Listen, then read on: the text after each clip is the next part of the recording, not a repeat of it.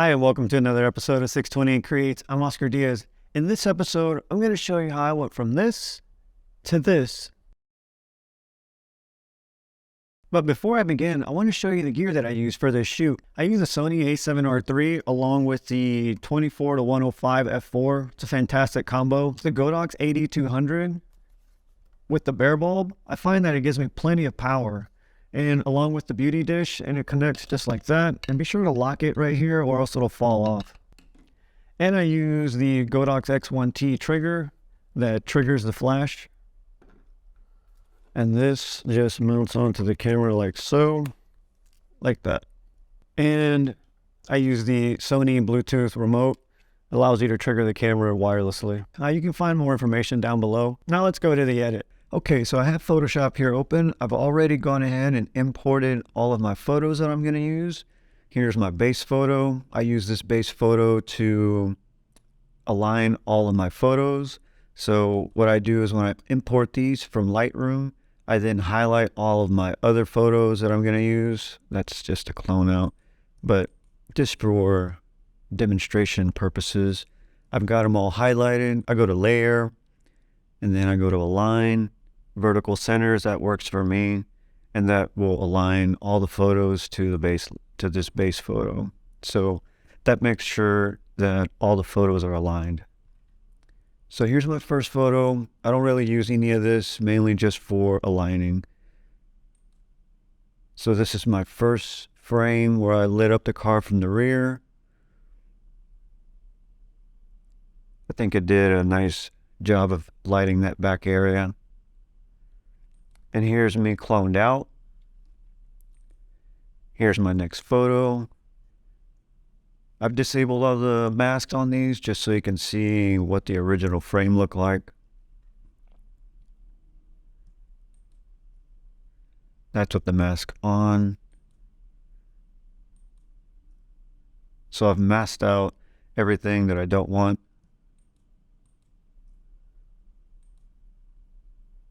Here's this photo, mask on.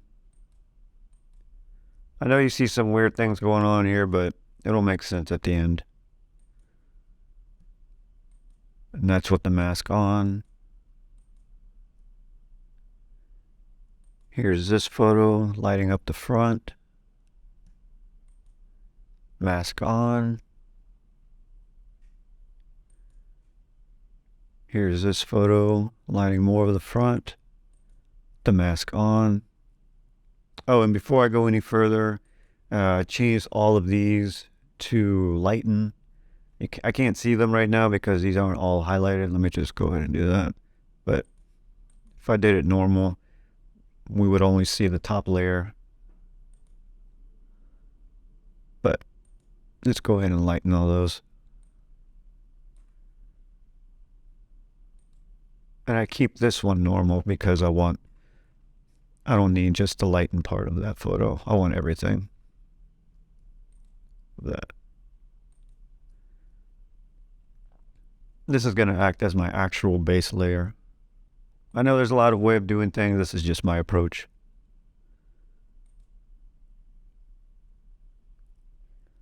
There's this photo. Mask on. Here's this photo. Mask on. Lighting the side here. Mask on. Hair. Leave all that.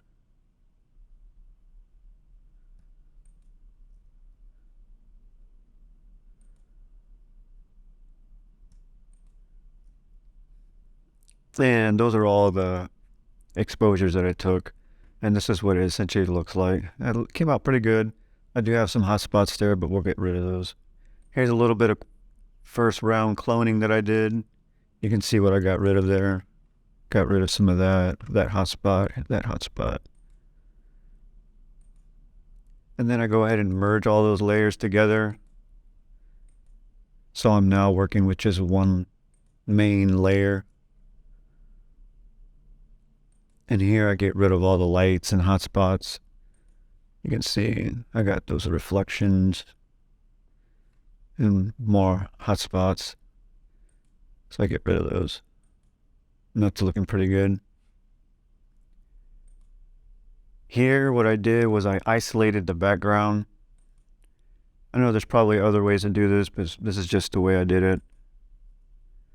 And what I wanted to do was desaturate the background. So I added a desaturate layer going just to the background. So now I got rid of all the color. I didn't want all the color from those lights. Oops.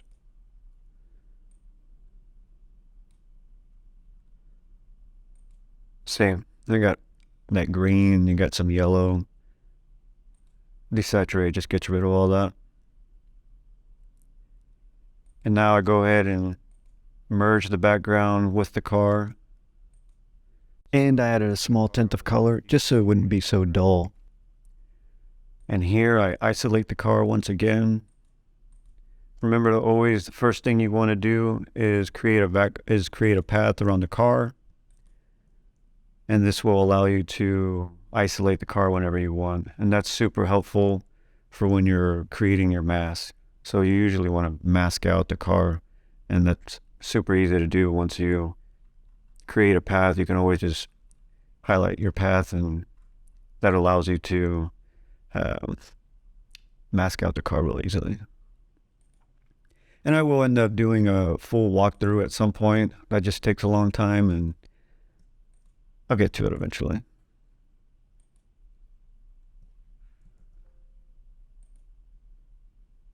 All right, so where was I? Okay, so now that I've isolated the car away from the desaturated background, what I wanted to do was, I didn't like how this was not symmetrical. I did like the way this looked right here. So I wanted to get this part of the background to be the same on this side. So what I did was